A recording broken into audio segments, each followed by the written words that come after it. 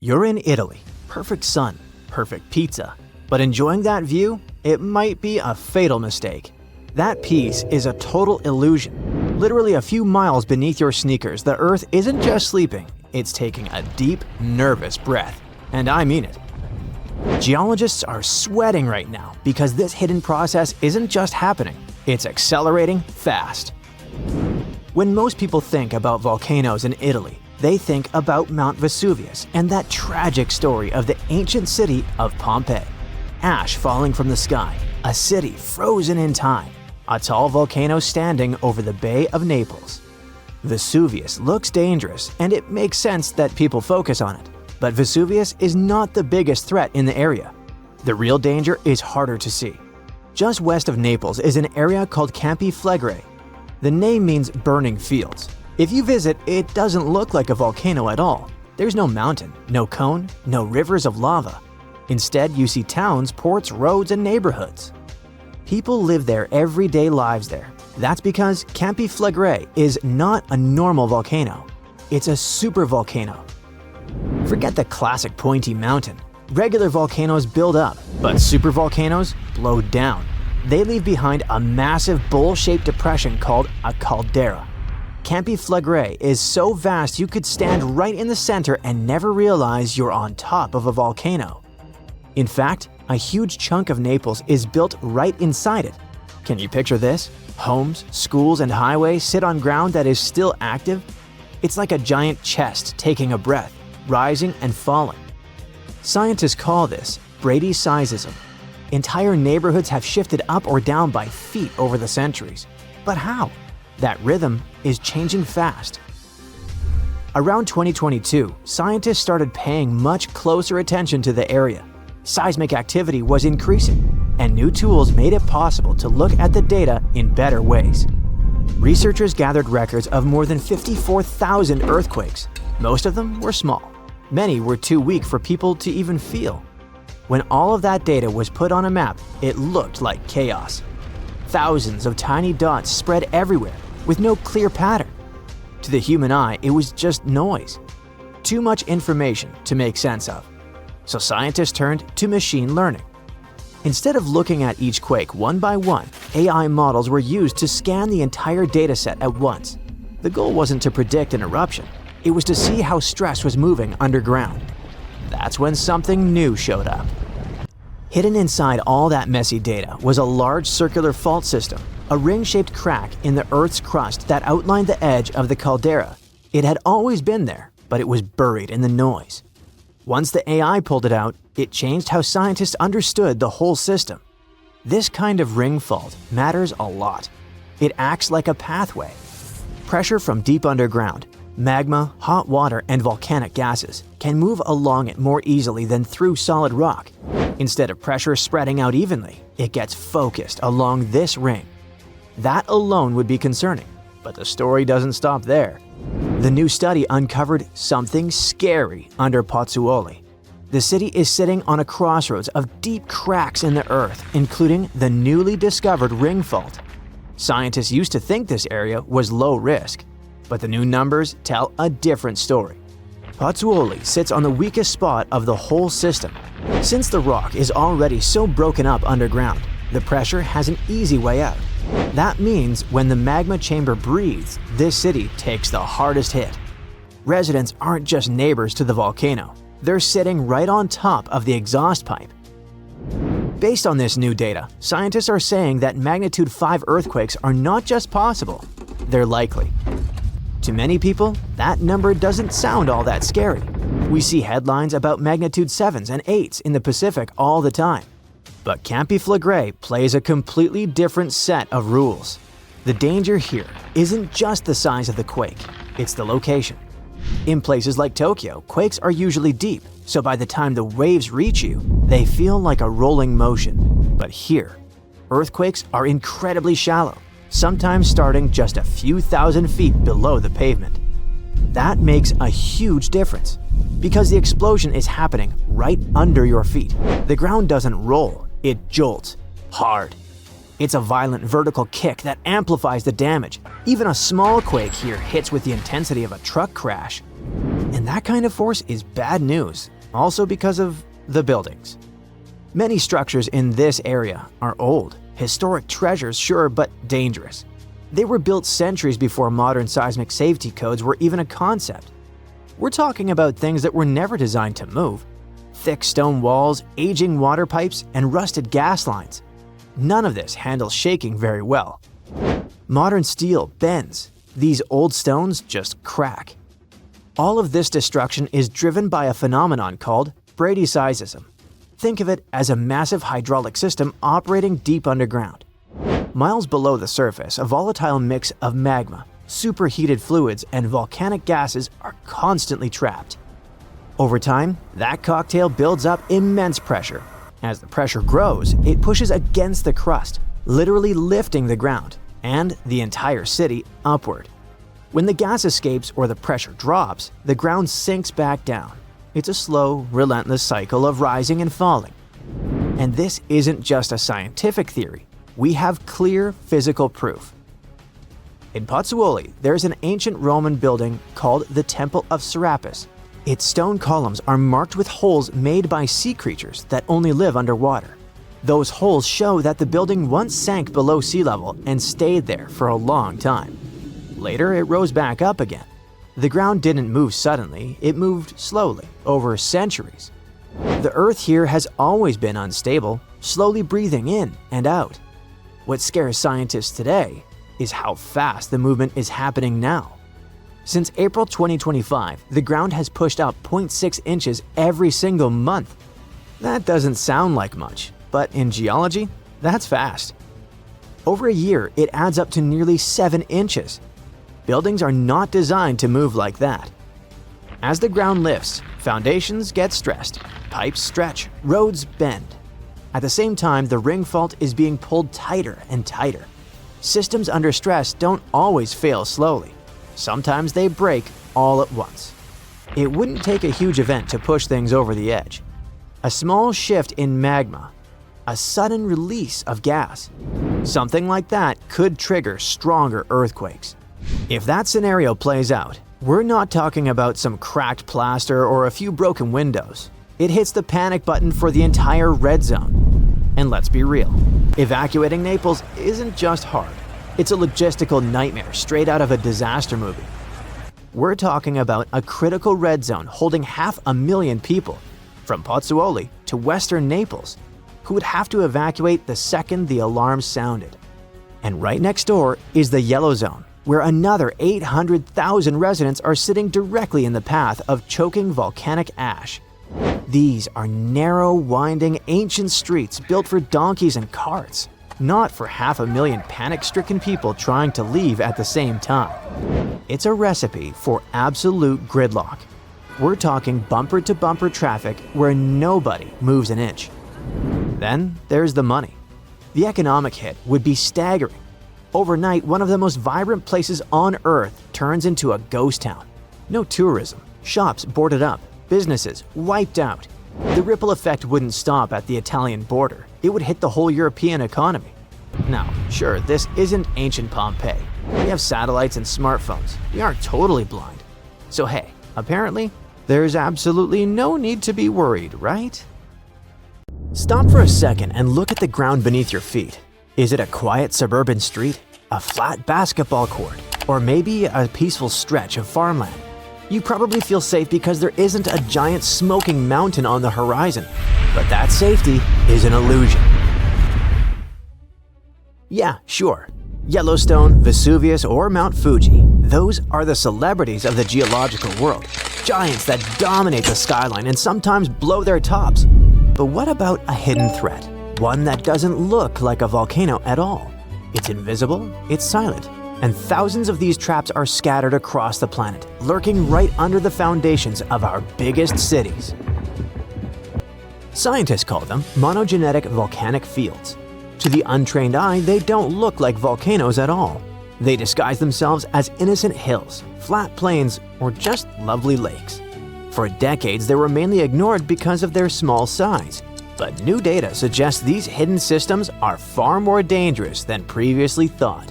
And unlike the big giants that give weeks of warning rumbles, These invisible volcanoes specialize in surprise attacks. Hold tight. To understand the danger, we have to look at the plumbing. A standard volcano acts like a simple chimney. There is a central magma chamber and a main pipe leading to the surface. Eruption after eruption, lava flows out the same vent, building a massive cone over thousands of years. Monogenetic fields break all these rules. They don't build mountains. They don't reuse the same pipe. Instead of a chimney, imagine a cracked windshield. Magma deep underground scans for any weakness in the crust over a massive area. It pushes up, cracks the surface, erupts once, usually violently, and then calms down forever. The next time magma rises, it won't use that old vent. It will find a new crack 5 miles away, or 10. This means you can't just monitor one specific mountain. The entire region is a danger zone. And because each volcano is a one-and-done event, the landscape is deceptive. You could drive past the site of a violent ancient explosion every day on your way to work and simply see a grassy knoll. The scary part is the speed. In these fields, magma can rocket from 30 miles down to the surface in less than 24 hours. It moves at a speed of up to 4 miles per hour. That sounds slow for a car, but for melting rocks, that is the speed of an elevator. This isn't just a theoretical problem for empty deserts. Take Auckland, New Zealand. It's a stunning modern city with beautiful harbors and over 1 million residents. But Auckland is built directly on top of a geological minefield. Sounds a bit crazy, right? Beneath rugby stadiums, parks, and busy intersections lies the Auckland Volcanic Field. Those scenic green hills scattered across the city aren't just landscaping. They're the remains of over 53 separate volcanic eruptions.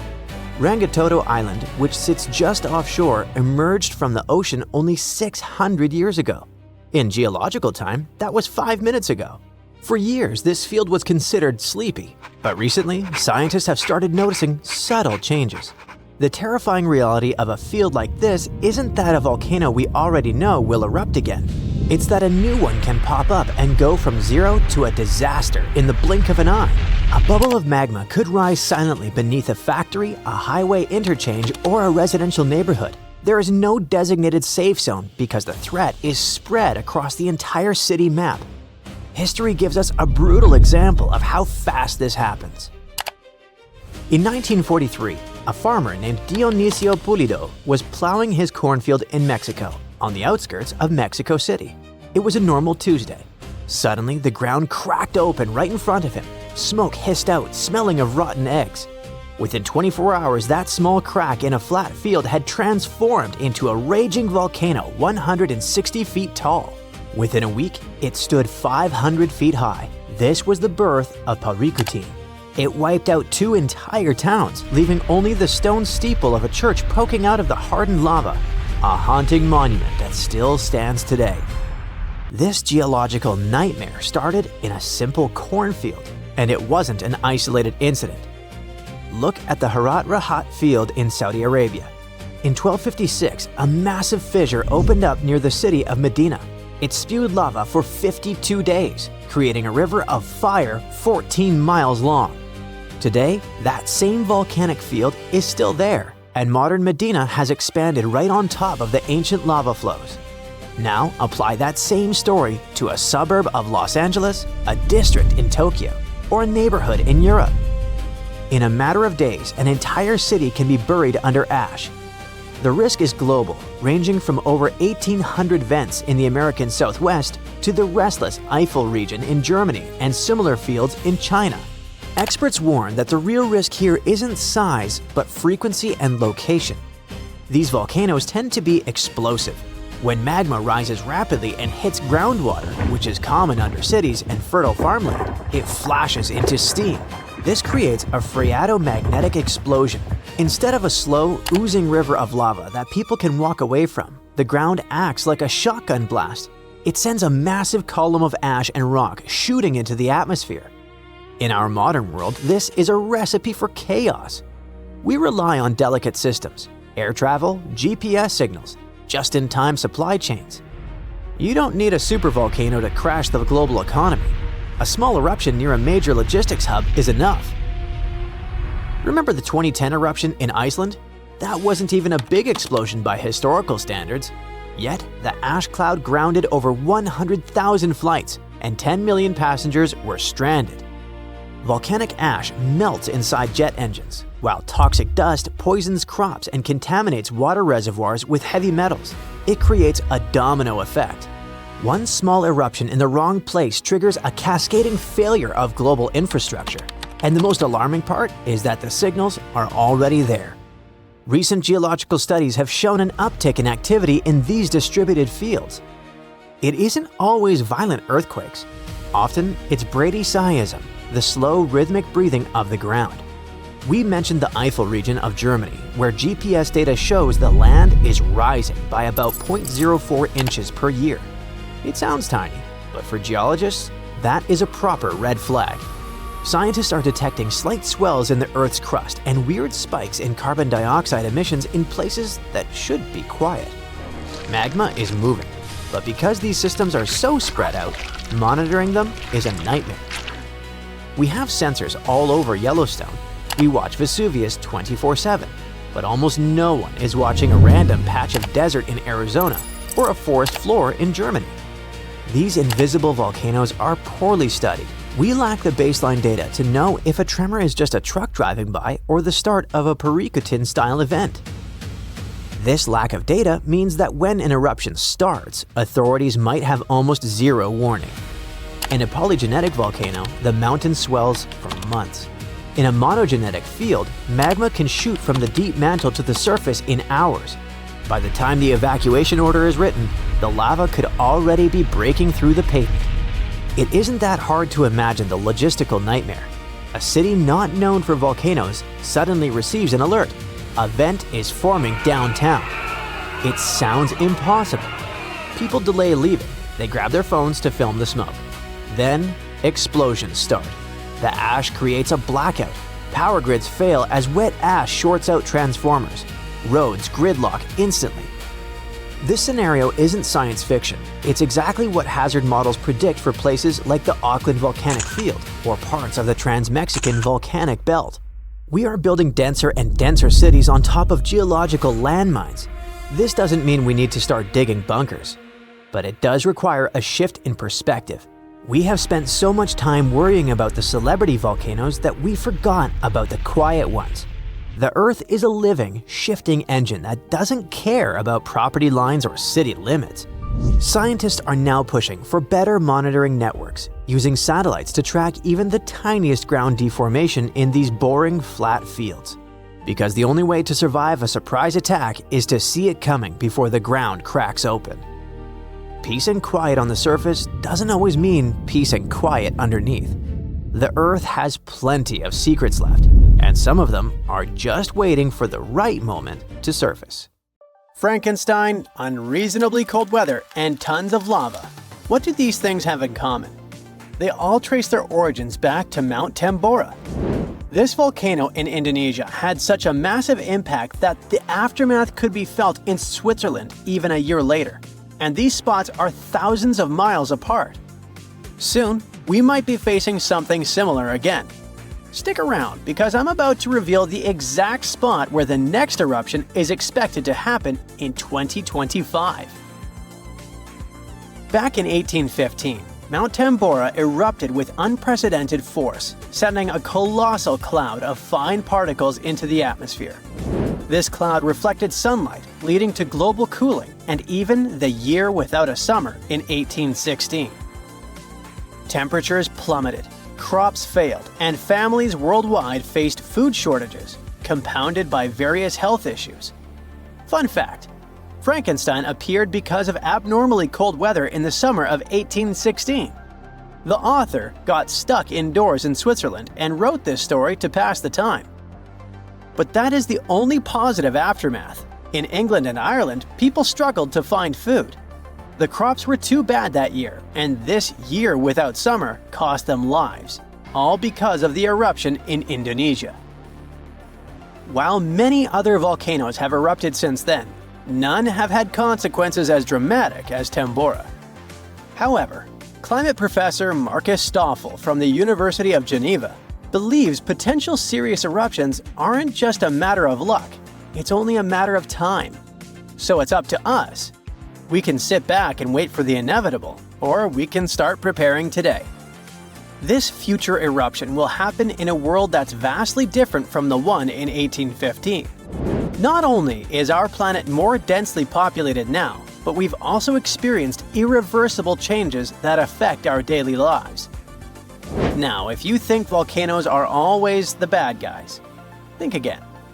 They've actually played a crucial role in shaping our planet. They help with land formation, atmospheric development, and climate modulation. Just look at Yellowstone, for example. When thick lava oozed to the surface, it spread across the landscape and transformed the area forever. When volcanoes blow their tops, they release a mix of lava, ash, and gases, including carbon dioxide. But don't worry, compared to the emissions from fossil fuels, the amount from volcanoes is pretty tiny. What scientists are really keeping an eye on is sulfur dioxide, because it can have a big impact on our climate. When a major volcanic eruption happens, it can send sulfur dioxide soaring into the stratosphere, which is about 7 miles up in the atmosphere. Once there, it transforms into tiny aerosol particles that scatter sunlight, helping to cool the planet. This cooling effect isn't immediate though. Those particles can hang around for a couple of years and even circulate all around the globe. Nowadays, we've got special equipment to monitor sulfur dioxide emissions from space. Take Mount Pinatubo in the Philippines. During its eruption in 1991, it released around 15 million tons of sulfur dioxide. Now, while that's a lot, it wasn't quite as massive as the eruption of Tambora. Still, Pinatubo managed to lower global temperatures by about 0.5 degrees Celsius for several years. Tambora, on the other hand, dropped average global temperatures by about 1 degree Fahrenheit. I know what you might be thinking. That's not much, but trust me, it makes a difference. If the planet warms up by just 1 degree Fahrenheit, it could really mess with sea levels. Experts think we might see a rise of up to 8 inches by the end of this century. This could wipe out a lot of farmland and coastal habitats, which would be a huge blow to many communities. So maybe a volcano eruption that can cool off the planet is like a natural mechanism helping us out? Not exactly. While it does cool the planet off, don't get tricked into thinking it's the kind of coolness our planet needs. Such temperature shifts can severely mess up with the crops, like they did in 1816. There's also evidence that major eruptions can disrupt rainfall patterns, leading to drier conditions in monsoon regions across Africa and Asia. You see, the summer monsoon relies on the temperature difference between land and ocean, which can be altered by volcanic activity. Interestingly, a warmer climate may enhance the cooling effects of volcanic eruptions. Experts explain that the formation and movement of aerosol particles depend on climate conditions. As global temperatures rise, faster air circulation can lead to smaller aerosol particles, which are more effective at scattering sunlight and thereby intensifying the cooling effect. Oceans also contribute to this dynamic. A warming ocean surface creates a stratified layer, hindering the mixing of warm and cold water, which could mean that volcanic eruptions primarily cool the upper ocean layer and the atmosphere above it, according to Stoffel. Moreover, climate change may influence volcanic systems directly. The melting of ice can trigger more eruptions by reducing the pressure that allows magma to ascend more easily. Additionally, increased rainfall associated with climate change can seep into the ground and interact with magma, potentially sparking eruptions. While the prospect of a cooling period due to a volcanic eruption might seem beneficial amid climate change, scientists warn that the effects could be dire. The immediate consequences could be severe, particularly for the estimated 800 million individuals residing near active volcanoes. A major eruption could devastate entire cities. For example, Campi Flegrei, located near Naples, Italy, is showing signs of increased activity and threatens the lives of about 1 million people. Now, if you're from Oregon, beware, as experts say this state might experience volcano eruptions. Are you scared? Don't be. It's actually not as scary as it seems. Let me explain why. There are more than 80 volcanoes in Oregon. But we're not interested in a single one of them because it's an underwater volcano that is likely to erupt in 2025. Axial Seamount is the most active volcano in the Pacific Northwest, yet it remains largely unknown to the public due to its location approximately 300 miles offshore and nearly a mile beneath the ocean surface. While its upcoming eruption is expected to pose no threat of a tsunami or significant land-based earthquakes because of its depth and distance from the Cascadia Fault, the data gathered from studying its eruptions can enhance our monitoring of potentially more hazardous volcanoes. Let's call it a friendly eruption, shall we? In reality, predicting eruptions is a complex endeavor. We often encounter alarming headlines, such as, "Yellowstone is about to erupt." Should we take these claims seriously? Not really.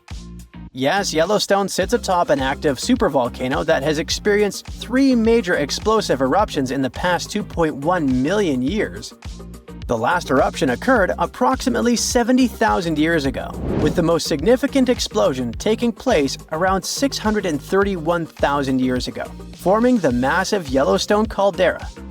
Naturally, many people are curious about whether Yellowstone will erupt again and when that might happen. Fortunately, scientists are employing new techniques to delve into these questions. A recent study suggests that Yellowstone is unlikely to experience another major eruption anytime soon.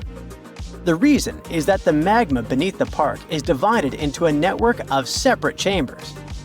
While there is a substantial amount of magma present, it's not sufficiently interconnected to support an eruption. Previous studies proposed that the existence of a massive layer of magma beneath Yellowstone, but these latest findings change that notion. To gain a clearer understanding of the subterranean dynamics, researchers utilized a technique called magnetotellurics, which employs Earth's natural electromagnetic fields rather than seismic waves. Since magma is a good conductor of electricity, this method is particularly effective for mapping molten rock and comprehending underground activity in volcanically active regions. By using magnetotellurics, scientists created a detailed map of the magma under Yellowstone, enabling them to make more informed predictions about future eruptions.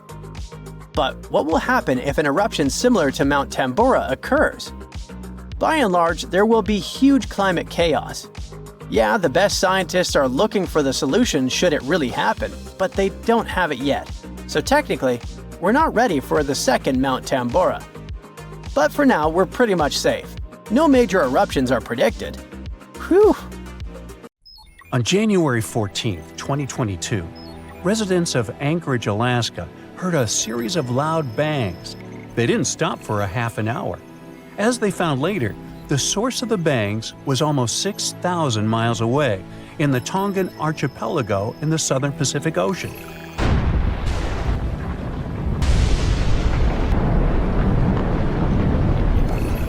The Hunga Tonga underwater volcano abruptly woke up from its sound sleep. It last erupted at the end of December 2021 after several years of inactivity. Hunga Tonga sent a large plume of ash into the stratosphere that was seen in the capital city of Tonga, 43 miles away from the volcano. In the following days, it was emitting steam and gas to the height of 7 miles. Plus, it was letting out ash that accumulated next to it and even made the island on which it was standing increase in size. Then it went back to sleep, and the officials even announced it was dormant. But just a couple of weeks later, it woke up again with a crazy force. It sent ash clouds 12 miles into the atmosphere. It blocked the sun in some places and rained down from the sky.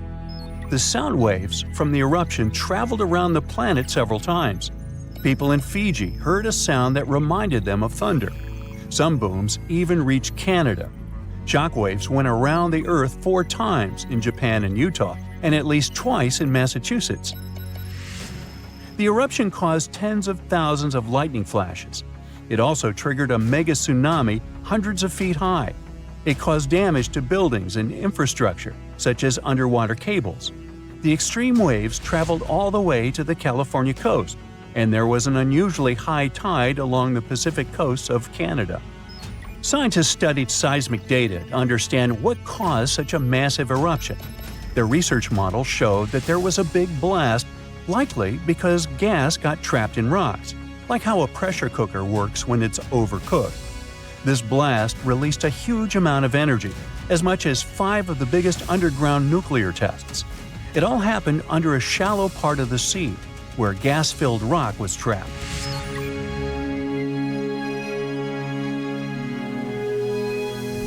Now, normally when a volcano erupts, the fumes cause a temporary cooling effect on the Earth's surface. But Hunga Tonga's eruption was different. It didn't produce many fumes, but released a massive amount of water vapor, equal to 60,000 Olympic swimming pools. The intense heat of the eruption turned vast amounts of seawater into steam, which then blasted high into the atmosphere. All that water vapor ended up in the stratosphere, a layer of the atmosphere that's too dry to form clouds or rain. Scientists don't have any observations of volcanic eruptions like Hunga Tonga to predict its long-term effects on our weather patterns. This is because the only way to measure stratospheric water vapor is with special satellites, which have only been around since 1979, and there hasn't been an eruption similar to Hunga Tonga in that time. In fact, the Tonga eruption is the most well-recorded blast of its kind in recent history. Scientists had lots of tools to study it, like satellites that took pictures from space and sensors that listened to the vibrations and movements in the Earth. There was a similar eruption in 1991 at a volcano in the Philippines, but back then, they didn't have as many advanced tools as they do now to study it closely. Experts from different countries looked at satellite data right after the Hunga Tonga eruption. They wanted to find out how long water vapor would stay in the stratosphere, where it would go, and of course, what this would mean for the planet and for all of us. The first big result of the eruption, at least partially, was a huge hole in the stratosphere that was hanging on for several months in 2023.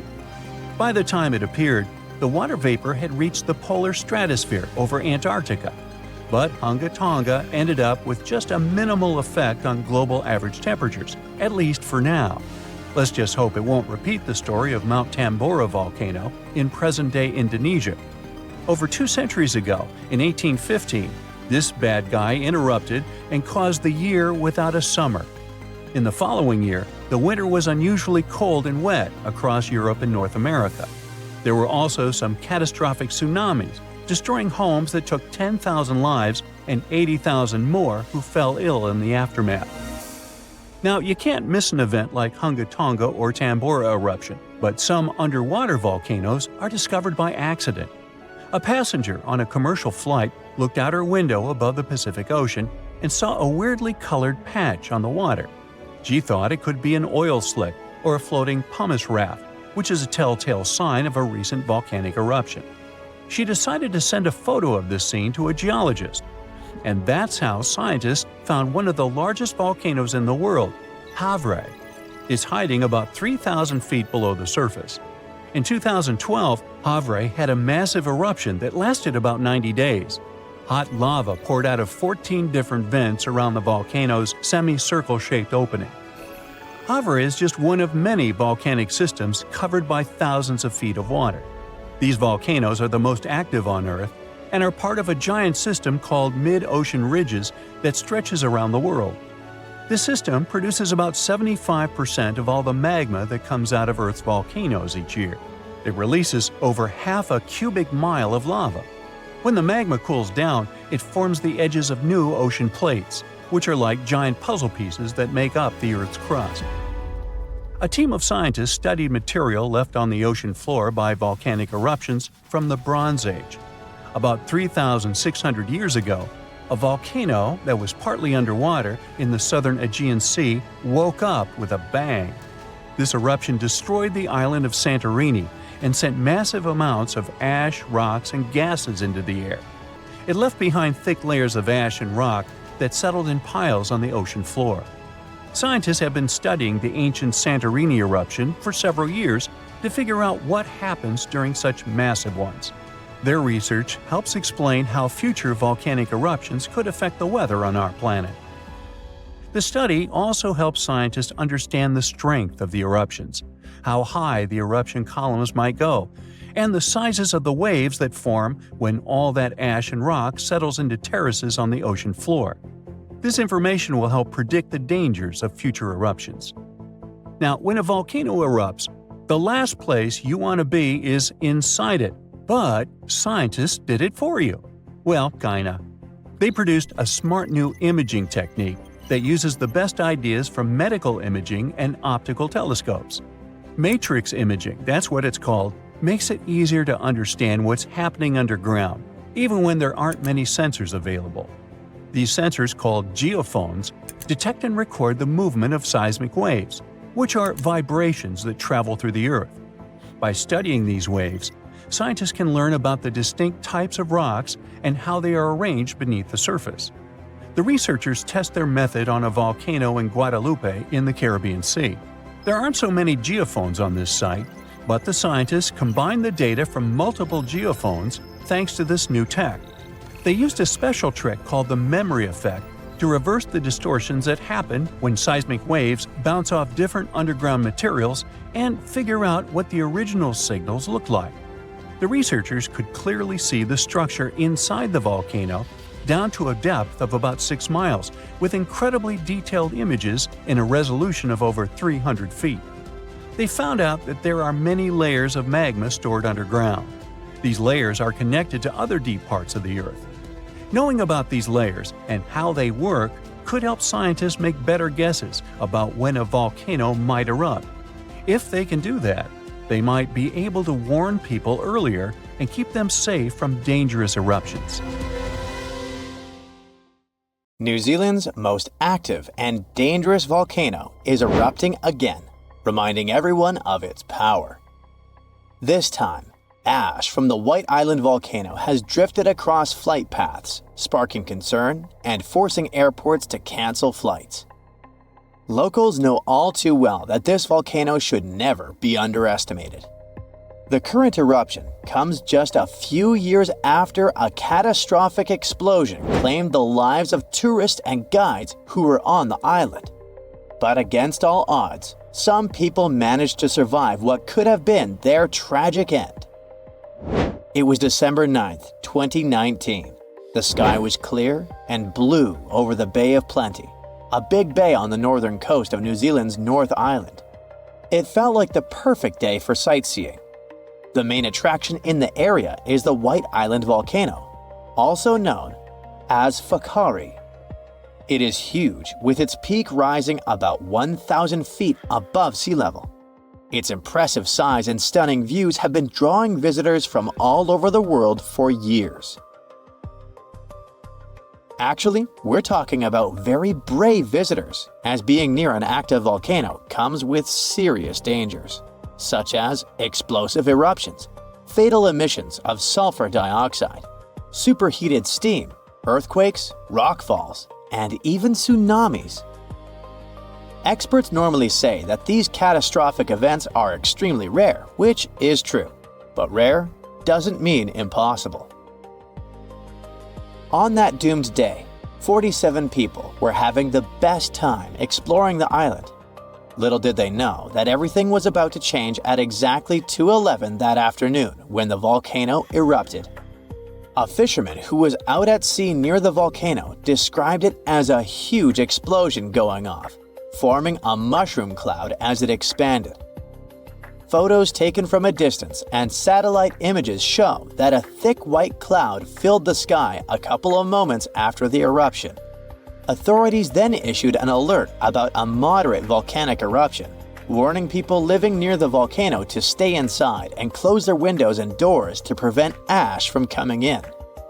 But the authorities' nightmare truly began when they checked cameras on the island and saw what appeared to be people going inside the crater just 1 minute before the eruption.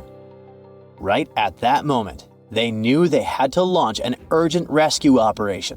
Time was running out, and every second counted. The people were in serious danger.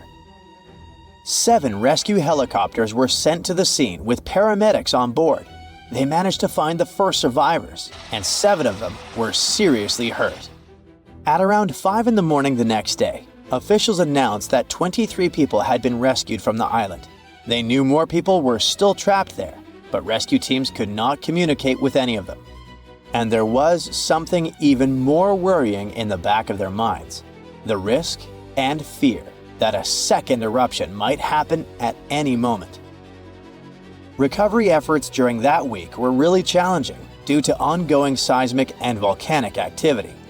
Heavy rain, low visibility, and toxic gases made things even tougher for the teams on the ground. Unfortunately, 22 people lost their lives in this tragedy, either due to the explosion or from their injuries. Those who survived tell heroic stories about that day. One of the survivors was from Sydney and was only 19 years old when he went on a family trip to New Zealand. The itinerary included a visit to the famous White Island volcano. He said that his tour group, including his family members, was caught in a relatively flat and open area on their walk down from the crater when the volcano erupted. Then he was thrown over a mound by the force of the eruption before curling up in the fetal position, covering his head with his hands. He felt like he was being hammered by a sandstorm, like in movies where characters can't see a few feet in front of them. Once the eruption clouds lifted, the island returned to the clear day it had been before, except everything was covered in gray ash. That was when he saw his father struggling to breathe. He remembers spending about 20 minutes thinking about what he could do, even though he was feeling unbearable pain. With hope of survival, he gathered all his strength to get up and seek help. Eventually, he managed to reach the pier where he was rescued and taken to a hospital. He spent 8 days in intensive care and, like a hero, managed to survive. Unfortunately, he never saw his family again. Along with other survivors, this young man was one of those who sought justice after the incident. According to him, he wasn't given any indication of dangers before going on the trip, and only had a short safety briefing that day with no emergency plans in place. This brings us to an important question regarding this tragedy. How could no one have predicted what was going to happen? Were they all really caught by surprise? To answer these questions, we need to understand a bit about the nature of volcanoes and how they behave.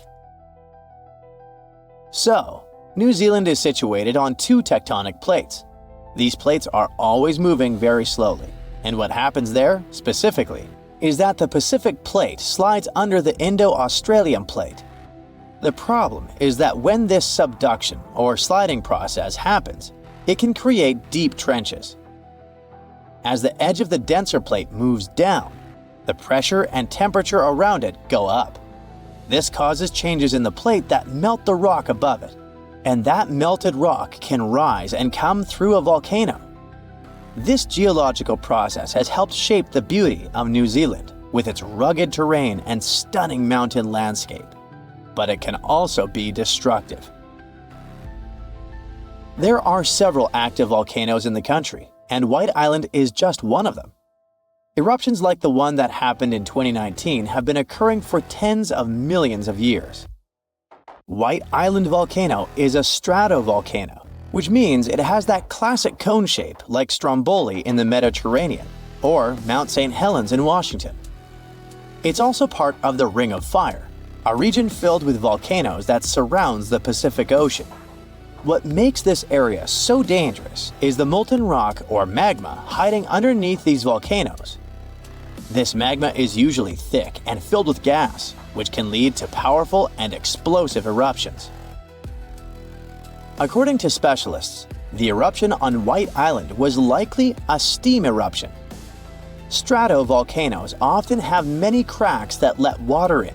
When this water meets hot magma, it turns into superheated steam that usually escapes through vents. If these vents get blocked, pressure builds up, which can lead to an explosive eruption that blasts steam, hot ash, and rock into the air.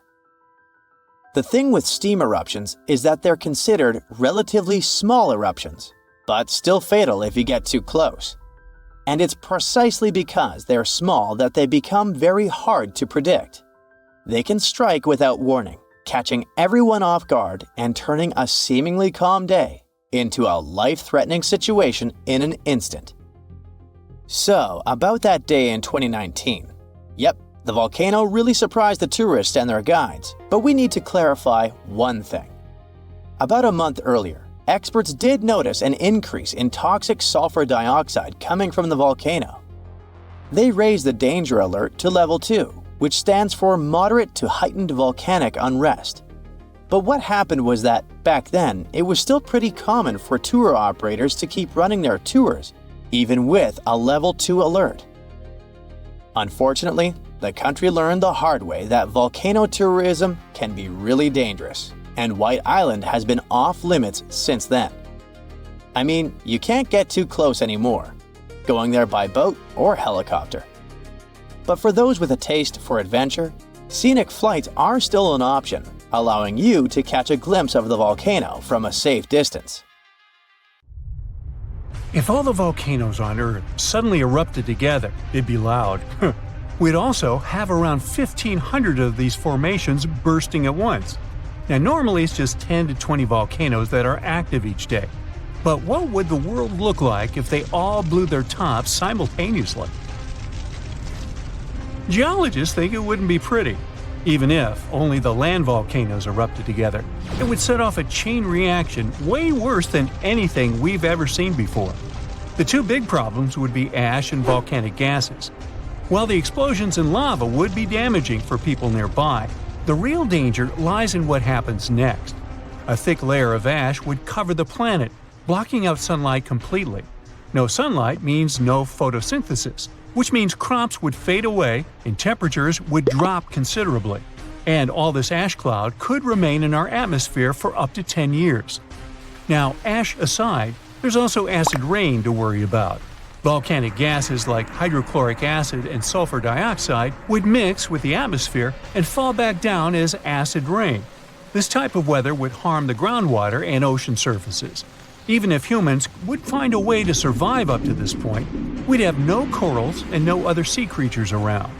Scientists have seen similar events in Earth's history at a smaller scale. Big volcanic eruptions have been linked to mass extinctions. When Mount Pinatubo erupted in 1991, it cooled parts of the world for 2 years. But the extra carbon dioxide from these eruptions could also heat the planet, the same way we turn our stoves to broil for that extra crispy layer on our casserole. Geologists also mentioned that there's evidence in our atmosphere that stuff like this may have happened in the distant past.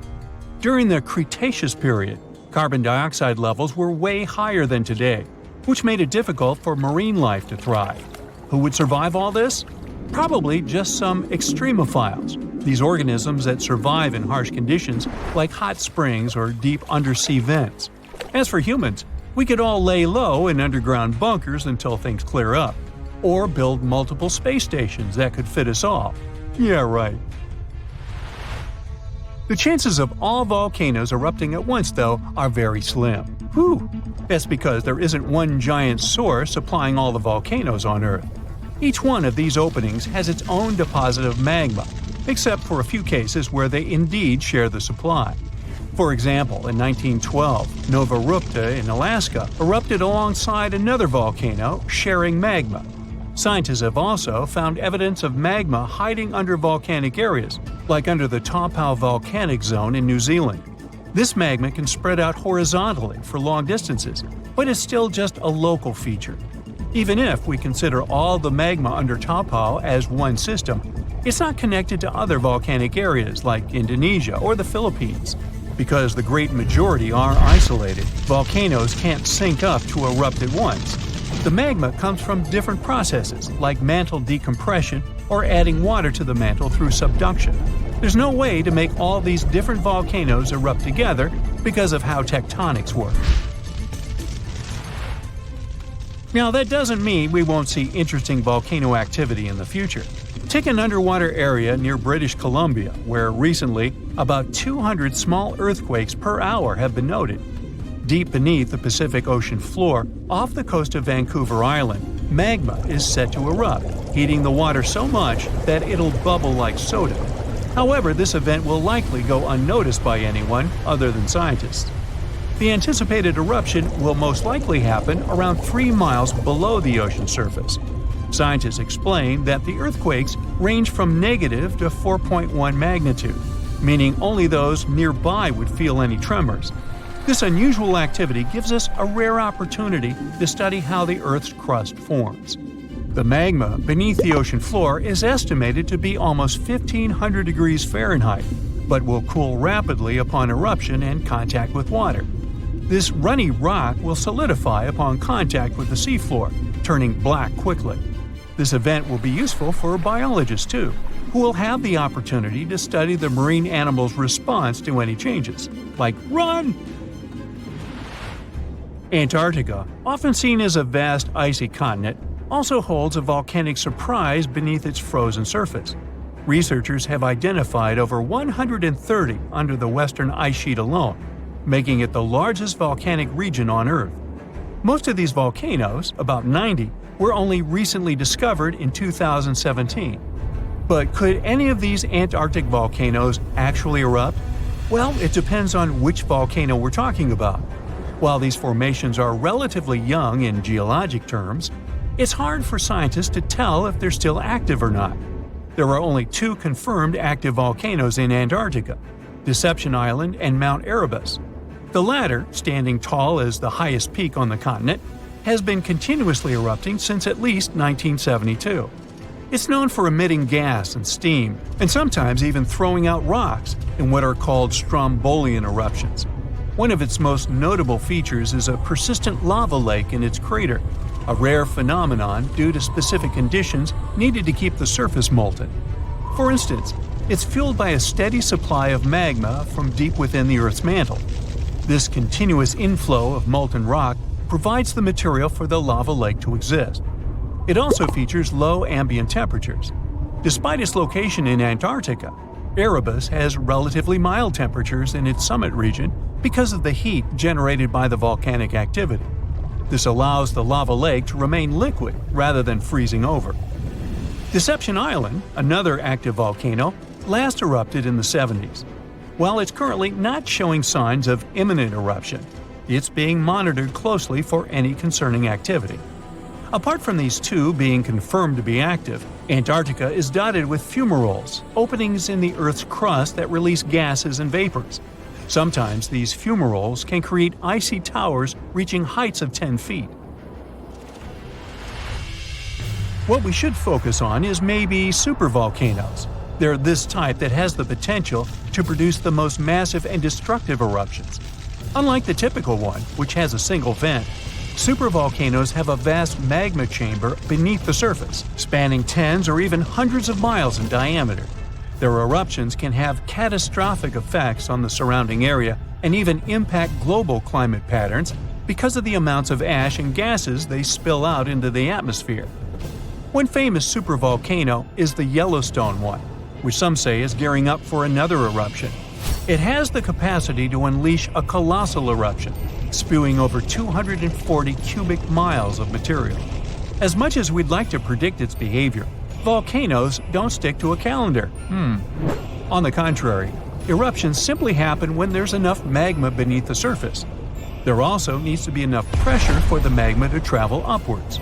As far as we can measure, these conditions are not currently met at Yellowstone. Sure, many volcanoes operate on a cyclical pattern, but that doesn't mean Yellowstone is overdue. In fact, Yellowstone has had just 3 major eruptions over the past 2.1 million years. Also, the term supervolcano refers to the formation's size, not necessarily how fussy it is. Yellowstone's monitoring is extensive, tracking seismicity, ground deformation, thermal emissions, gas, water chemistry, and surface changes. Signs of an eruption would include thousands of earthquakes over a short period. We'd also see deformation on the ground and weird gas emissions ahead of time. Stable as it might look like for now, the consequences of it having a major eruption could look ugly. Ash dispersion could blanket a 500-mile radius, potentially disrupting Midwest agriculture and clogging waterways. Ash and gas emissions into the stratosphere could induce global climatic effects, making our planet colder for several years. And yes, we've seen some research that it shows there's more liquid molten rock under the Yellowstone volcano than scientists believe.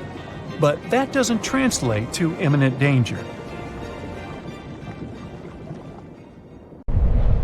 Kilauea, one of the most active volcanoes in the world, erupted again in March 2026 on Hawaii's Big Island. Huge lava fountains shot into the sky. The main highway was closed, and the airport was blocked by sandpaper clouds of ash. The sky turned a creepy deep red. That's how thick the smoke was. The eruption literally closed some areas of the island. It was already the second time this year. The eruption happened right inside the Hale'umu'umu'u crater at the volcano summit. Things got dangerous fast, and visitors had to evacuate the volcano summit. The lava fountain shot straight up about 1,300 feet. That's almost as tall as the Empire State Building or higher than the Eiffel Tower. But let's watch the eruption unfold step by step. It started on March 10, 2026, and lasted about 9 hours, ending suddenly at 6:21 p.m. The eruption started in the morning at 9:17, with lava shooting up from the north vent. As for the south vent, it started erupting just before 10 a.m. By early afternoon, the lava fountains were huge. The south vent reached 1,150 feet high, and the north vent was 1,000 feet. The lava was flowing across about 1/3 of the crater floor, glowing bright orange and red. As the lava cooled in the air, it turned into something called tephra. That's a mix of volcanic rock, ash, and tiny glassy shards. Tephra can scratch your skin like sandpaper, making your eyes sting and making it hard to breathe. Even worse, it can turn roads into skating rinks for cars. Because all of this, part of Highway 11 was closed between mile markers 24 and 40. Back in January, during another eruption, it also rained tephra over the park and nearby towns. Some unlucky visitors actually got hit by falling tephra, and a few even got cuts. The Park Service had to close the summit for the first time since its eruption cycle began on December 23, 2024. Now, the National Weather Service says the eruption plume reached 25,000 feet high. That's nearly 5 miles straight up, higher than most airplanes fly. Winds were blowing from the south, so ash and gas started moving north from Hale'umu'umu'u. Officials warned people in nearby cities to stay indoors or leave if the gases began to bother them. Now, this eruption wasn't the first trouble Kilauea caused this year. An earlier one started on February 15th and lasted almost 10 hours. During that eruption, lava covered half of the crater floor. Scientists estimate that 15 million cubic yards of lava came out. That's enough to fill thousands of swimming pools or cover hundreds of football fields. At 2 p.m. on March 10th, tephra was still falling. Park rangers helped evacuate visitors from the summit. All trails and viewing spots near the summit were closed. Scientists are keeping an eye on things all day and night, watching how high the lava shoots, how fast it flows, which way the ash cloud is moving, and where the fallout spreads. Even though the lava mostly stays in the crater, tephra and volcanic gases can make living near a volcano pretty risky. Since December 24, 2024, Kilauea has been spitting lava on and off, mostly from 2 vents at the summit crater, one to the north, one to the south. Eruptions happen in short bursts, usually less than half a day. After that, the volcano takes a break for a while. Could we say the volcano is chilling? No, we can't. Sometimes those pauses can last 2 weeks or more, as if giving the lava time to catch its breath before the next show. But let's talk a little bit more about tephra. The biggest problem is that it doesn't just stay near the volcano. In past eruptions, it rained down on neighborhoods as far away as Hilo and Puna, messing up water systems and creating a huge cleanup job. At Hilo International Airport, all evening flights were canceled because of ash in the air. And for weeks afterward, locals and park staff were sweeping tephra off roofs, gutters, streets, just about everywhere you can imagine. According to the park spokesman, the reason tephra spread so far is a mix of weak winds and extremely tall lava fountains. When that happens, the volcanic debris drops straight down over the park and nearby towns. During past eruptions, steady winds, called trade winds, which usually blow from east to west across the islands, acted like a conveyor belt. They carried ash and volcanic gases over the Cow Desert and nearby towns to the southwest. Another super dangerous thing about an eruption is glass rain, also called Pele's hair. It's a kind of tephra that happens especially when lava fountains shoot up really fast. Tiny gas bubbles in the lava burst and stretch the molten rock into super thin, fragile strands. The wind then carries them far away. This stuff is lightweight but brittle, so it can scratch your skin or get in your eyes or lungs. The name comes from Pele, the Hawaiian goddess of fire and volcanoes, because it's kind of born straight from volcanic activity. During big eruptions, like the one in 2018, these strands were reported falling all around the volcano. Now, Kilauea isn't the only threat in the region. The sleeping giant next door, Mauna Loa, got an update from scientists on March 5, 2016. The volcano isn't erupting yet, but it's inflating as magma fills its huge underground chambers. You might think of it like Earth taking a deep breath. But it isn't just breathing. In the past month alone, over 100 earthquakes have been detected under the summit. Should we get worried? Well, let's figure it out. Mauna Loa, the largest active volcano on Earth, covers half of Hawaii's Big Island. Its eruptions can produce huge, fast-moving rivers of lava, like a slow-mo bulldozer made of molten rock moving across the area. When Mauna Loa erupts, it usually starts at the summit. From there, lava can flow into different areas: the Northeast Rift Zone, Southwest Rift Zone, or even vents on the northwest side of the volcano. The most intriguing thing is that these lava flows can appear within minutes, hours, or even months after the eruption begins. Since its first well-recorded eruption in 1843, Mauna Loa has erupted 34 times. The gaps between eruptions can range from just months to many decades. Its most recent eruption was in 2022. Right now, Mauna Loa is quiet but active. Seismic activity, that is, small earthquakes under the volcano, shows that magma is, in fact, moving beneath the surface. In February 2026, scientists detected 116 earthquakes beneath the summit, mostly gathered under the caldera era called Makuaweo-Veo. Some were also concentrated in the southern caldera. But don't let this number scare you. For comparison, the month before had 123 earthquakes. The thing is, these quakes are part of the normal breathing of the volcano as it refills with magma after the 2022 eruption. GPS instruments on the volcano indeed show that the summit is inflating, meaning the ground is slowly rising as magma fills the underground reservoir. At the same time, gas and temperature readings from the Southwest Rift Zone are at normal levels, which means no major changes compared to previous months. So even though Mauna Loa is refilling, there's no immediate sign of a new eruption, yet. In any case, Mauna Loa is always worth watching. It's a sleeping giant that can wake at any time, and scientists are keeping a close eye on every inch of rising ground. Because if Mauna Loa erupts, it can cause a ton of different problems. Massive rivers of lava can flow quickly and cover land in their path. The volcano itself can also make the ground shake, because as magma fills it, the sides of the mountain can shift up or sideways, triggering earthquakes. On top of that, Mauna Loa can release volcanic gases that mix with the air and create fog, a kind of smog that can be irritating or even make it hard to breathe for people living downwind. Sometimes, the volcano might even produce small explosions, sending ash into the sky, which can be dangerous for airplanes flying nearby. In 2015, a volcano erupted, and the seafloor dropped about 8 feet, like an elevator giving up mid-ride. By then, scientists had already put wires and sensors all over the place. The idea here was simple. Since it erupted fairly often, they wanted to predict the next disaster, and they sorta did. They circled 2025 in red and waited. Except, nothing happened. But the ground is still swelling and quaking almost daily, and now everyone is worried. Let's see why. Axial Seamount is a volcano about 300 miles off the Oregon coast. But to really find it, you would need to dive almost a full mile.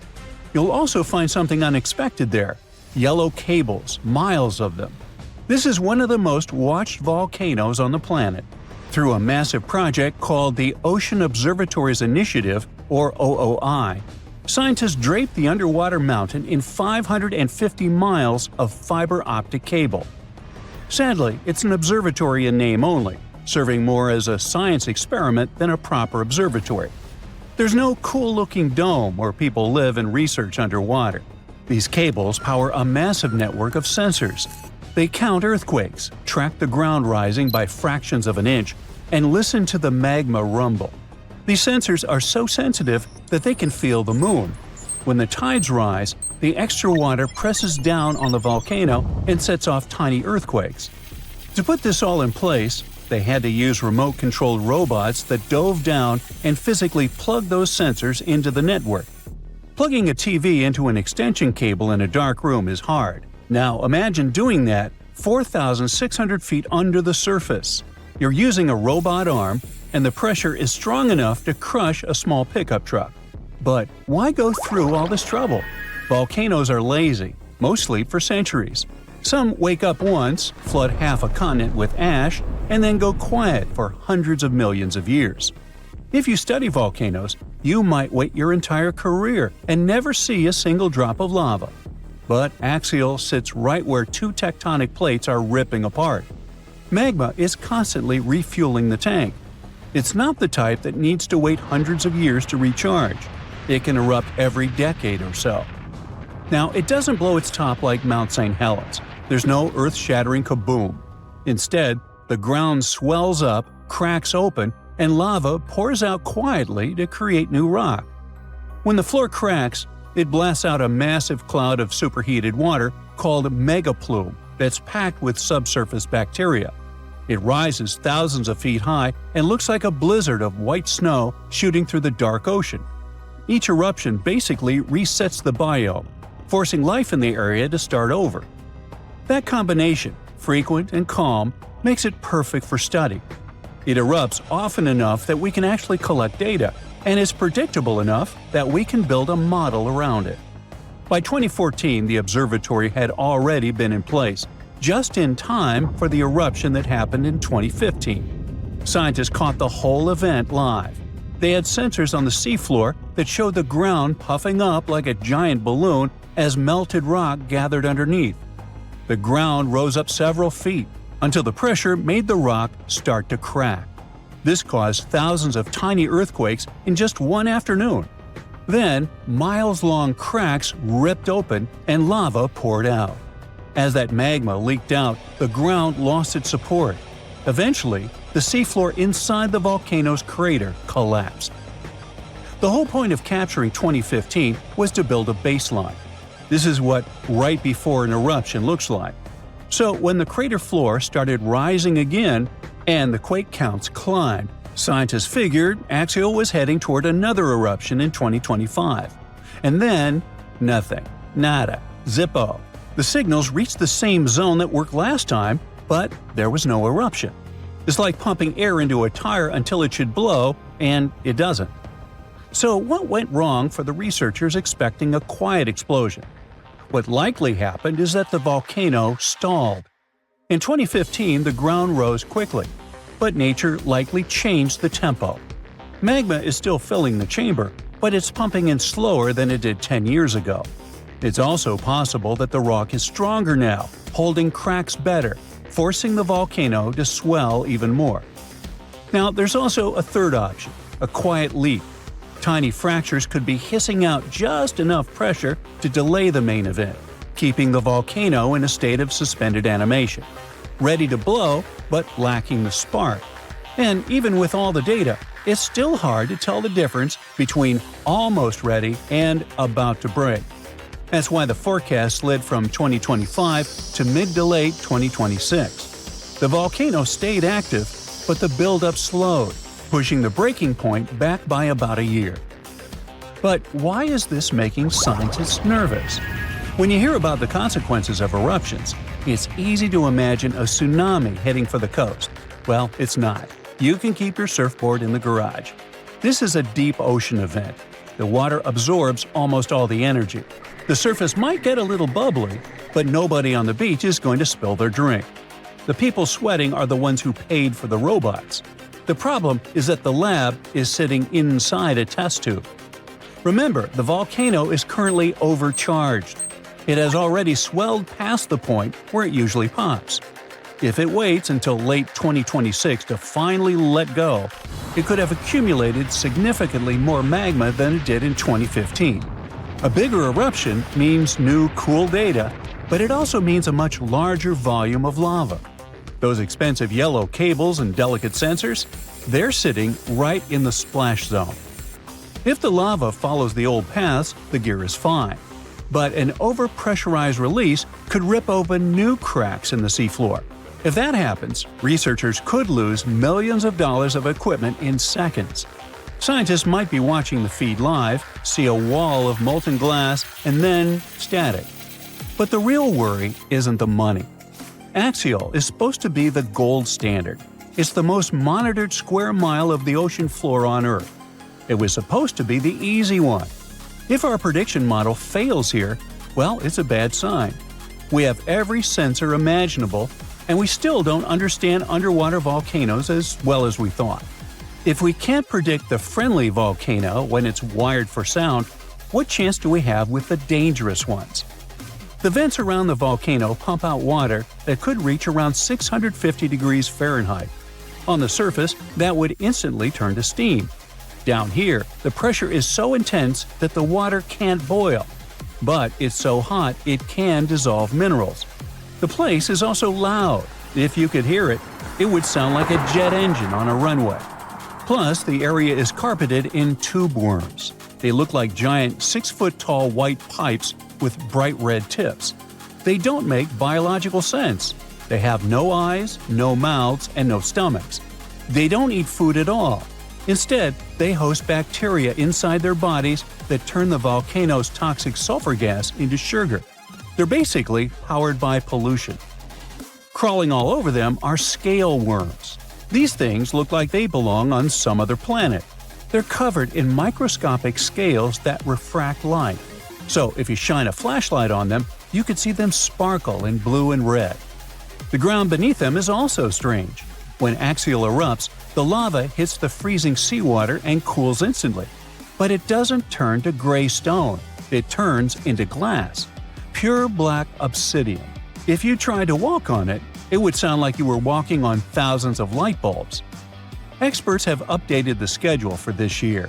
Cameras are in place to take some cool pictures, and we might even get a live stream on YouTube, watching the ground tearing open under the ocean. Let's just hope that it isn't the final broadcast. It's really hard to stream the next one if your multi-million-dollar camera ends up digested by a river of molten glass. I'll say. Kilauea, one of the most active volcanoes in the world, erupted again in March 2026 on Hawaii's Big Island. Huge lava fountains shot into the sky. The main highway was closed, and the airport was blocked by sandpaper clouds of ash. The sky turned a creepy deep red.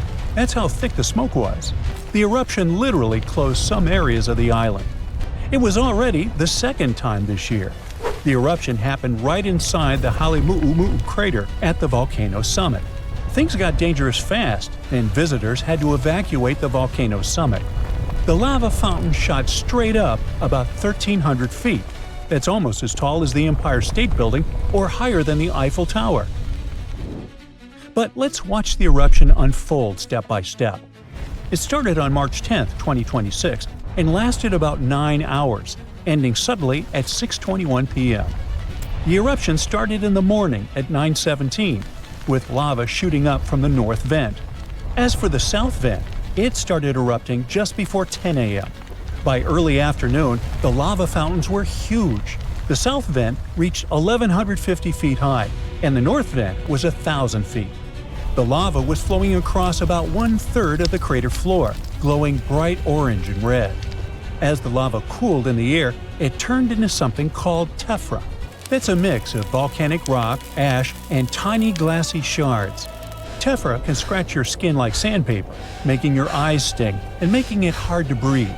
Even worse, it can turn roads into skating rinks for cars. Because all of this, part of Highway 11 was closed between mile markers 24 and 40. Back in January, during another eruption, it also rained tephra over the park and nearby towns. Some unlucky visitors actually got hit by falling tephra, and a few even got cuts. The Park Service had to close the summit for the first time since its eruption cycle began on December 23, 2024. Now, the National Weather Service says the eruption plume reached 25,000 feet high. That's nearly 5 miles straight up, higher than most airplanes fly. Winds were blowing from the south, so ash and gas started moving north from Halima'uma'u. Officials warned people in nearby cities to stay indoors or leave if the gases began to bother them. Now, this eruption wasn't the first trouble Kilauea caused this year. An earlier one started on February 15th and lasted almost 10 hours. During that eruption, lava covered half of the crater floor. Scientists estimate that 15 million cubic yards of lava came out. That's enough to fill thousands of swimming pools or cover hundreds of football fields. At 2 p.m. on March 10th, tephra was still falling. Park rangers helped evacuate visitors from the summit. All trails and viewing spots near the summit were closed. Scientists are keeping an eye on things all day and night, watching how high the lava shoots, how fast it flows, which way the ash cloud is moving, and where the fallout spreads. Even though the lava mostly stays in the crater, tephra and volcanic gases can make living near a volcano pretty risky. Since December 24, 2024, Kilauea has been spitting lava on and off, mostly from 2 vents at the summit crater, one to the north, one to the south. Eruptions happen in short bursts, usually less than half a day. After that, the volcano takes a break for a while. Could we say the volcano is chilling? No, we can't. Sometimes those pauses can last 2 weeks or more, as if giving the lava time to catch its breath before the next show. But let's talk a little bit more about tephra. The biggest problem is that it doesn't just stay near the volcano. In past eruptions, it rained down on neighborhoods as far away as Hilo and Puna, messing up water systems and creating a huge cleanup job. At Hilo International Airport, all evening flights were canceled because of ash in the air. And for weeks afterward, locals and park staff were sweeping tephra off roofs, gutters, streets, just about everywhere you can imagine. According to the park spokesman, the reason tephra spread so far is a mix of weak winds and extremely tall lava fountains. When that happens, the volcanic debris drops straight down over the park and nearby towns. During past eruptions, steady winds, called trade winds, which usually blow from east to west across the islands, acted like a conveyor belt. They carried ash and volcanic gases over the Cow Desert and nearby towns to the southwest. Another super dangerous thing about an eruption is glass rain, also called Pele's hair. It's a kind of tephra that happens especially when lava fountains shoot up really fast. Tiny gas bubbles in the lava burst and stretch the molten rock into super thin, fragile strands. The wind then carries them far away. This stuff is lightweight but brittle, so it can scratch your skin or get in your eyes or lungs. The name comes from Pele, the Hawaiian goddess of fire and volcanoes, because it's kind of born straight from volcanic activity. During big eruptions, like the one in 2018, these strands were reported falling all around the volcano. Now, Kilauea isn't the only threat in the region. The sleeping giant next door, Mauna Loa, got an update from scientists on March 5, 2016. The volcano isn't erupting yet, but it's inflating as magma fills its huge underground chambers. You might think of it like Earth taking a deep breath. But it isn't just breathing. In the past month alone, over 100 earthquakes have been detected under the summit. Should we get worried? Well, let's figure it out. Mauna Loa, the largest active volcano on Earth, covers half of Hawaii's Big Island. Its eruptions can produce huge, fast-moving rivers of lava, like a slow-mo bulldozer made of molten rock moving across the area. When Mauna Loa erupts, it usually starts at the summit. From there, lava can flow into different areas. the Northeast Rift Zone, Southwest Rift Zone, or even vents on the northwest side of the volcano. The most intriguing thing is that these lava flows can appear within minutes, hours, or even months after the eruption begins. Since its first well-recorded eruption in 1843, Mauna Loa has erupted 34 times. The gaps between eruptions can range from just months to many decades.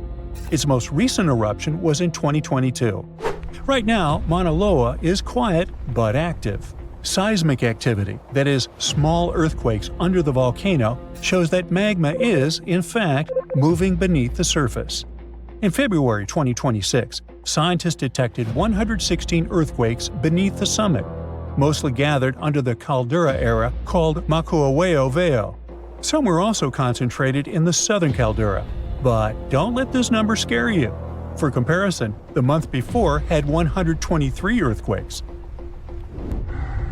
The thing is, these quakes are part of the normal breathing of the volcano as it refills with magma after the 2022 eruption. GPS instruments on the volcano indeed show that the summit is inflating, meaning the ground is slowly rising as magma fills the underground reservoir. At the same time, gas and temperature readings from the Southwest Rift Zone are at normal levels, which means no major changes compared to previous months. So even though Mauna Loa is refilling, there's no immediate sign of a new eruption, yet. In any case, Mauna Loa is always worth watching. It's a sleeping giant that can wake at any time, and scientists are keeping a close eye on every inch of rising ground. Because if Mauna Loa erupts, it can cause a ton of different problems. Massive rivers of lava can flow quickly and cover land in their path. The volcano itself can also make the ground shake, because as magma fills it, the sides of the mountain can shift up or sideways, triggering earthquakes. On top of that, Mauna Loa can release volcanic gases that mix with the air and create fog, a kind of smog that can be irritating or even make it hard to breathe for people living downwind. Sometimes, the volcano might even produce small explosions, sending ash into the sky, which can be dangerous for airplanes flying nearby. For 70,000 years, Taftan volcano successfully convinced everyone it was extinct, but new satellite images show that its summit is rising, like something inside is stretching it, rolling it over, and cracking its neck after the world's longest nap.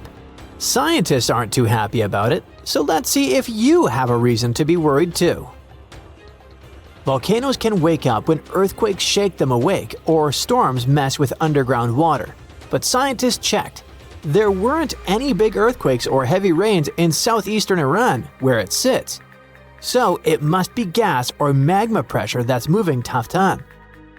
It's like a sealed soda can heating up from the inside. Before you even hear a hiss, the pressure is building silently, waiting for a weakness. That's why Taftan's movement is such a big red flag. Pressure changes mean new internal activity. Plus, the source of pressure below its surface is at just around 1,600 to 2,070 feet deep. And that's not a lot for a volcano. When the source of pressure sits that close to daylight, it can set off small explosions from steam or gas, even if no lava ever touches the surface. This type of explosion, called phreatic, happens when water underground gets so hot so fast that it blows up like a giant pressure cooker. In Hollywood movies, volcanic eruptions always look like rivers of lava chasing people down the street. But steam-driven explosions are different, sneaky, and unpredictable. One minute everything looks calm, and the next minute rocks and superheated steam blast into the air like Earth sneezed with the power of a jet engine. For Taftan, this is exactly the scenario scientists are afraid of. You don't need flowing lava to cause destruction. A steam-driven explosion can launch boulders the size of cars and shoot ash clouds thousands of feet up. Even if you don't live anywhere near Iran, Taftan isn't just a local issue. Volcanoes breathe out gases that travel with the wind, and Taftan produces sulfur-heavy emissions when it's active. Sulfur dioxide doesn't just smell bad, but messes with air quality, irritates lungs and reacts in the atmosphere to form particles that can dim sunlight and cool temperatures. That means neighboring countries might feel the effects even if they never see the volcano. And if a phreatic explosion blasts ash high enough, it could drift into international flight paths like volcanic confetti nobody asked for. Even smaller eruptions can have ripple effects. Remember that time a volcano in Iceland with a name I won't ever pronounce correctly blew up in 2010? It disrupted all the air travel across the Atlantic, and in our case, a modest ash plume drifting into major air corridors could ground flights across the Middle East, South Asia, and beyond. You know, gas emissions don't respect borders. They drift, mix, and settle wherever the wind decides to drop them. Alright, all this sounds pretty creepy, but with all the modern sensors, scientists should find out about an eruption in advance, right? Not really. As Taftan sits in a really remote region, setting up monitoring stations there is tricky, expensive, and frankly, was never a priority because everyone assumed the volcano was done for. So right now, satellites, not ground instruments, are doing most of the work.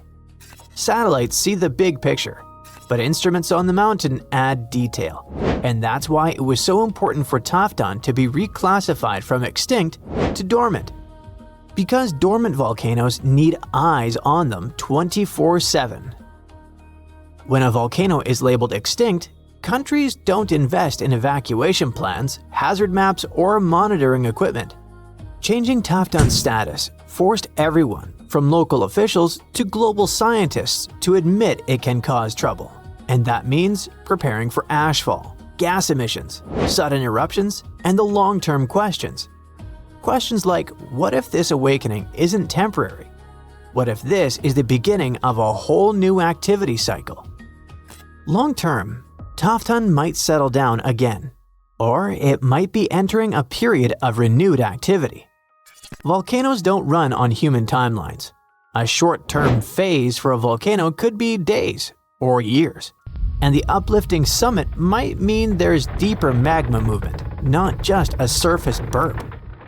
It has gone up by about 3.5 inches over 10 months between July 2023 and May 2024. And a mountain rising is like Earth inhaling. And if Earth inhales too deeply, it eventually exhales. And in volcanic terms, that exhale is nothing good. Right now, Taftan is breathing in, and nobody knows when it plans to breathe out. This already sounds like too much drama, but there's more where it came from. Some of the biggest, angriest supervolcanoes on Earth are starting to wake up. When one of these monsters erupts, the whole planet feels it, even people living thousands of miles away. Scientists worry because a super eruption could move faster than our ability to prepare food, evacuate cities, or deal with the chaos afterward. That's what makes supervolcanoes so scary.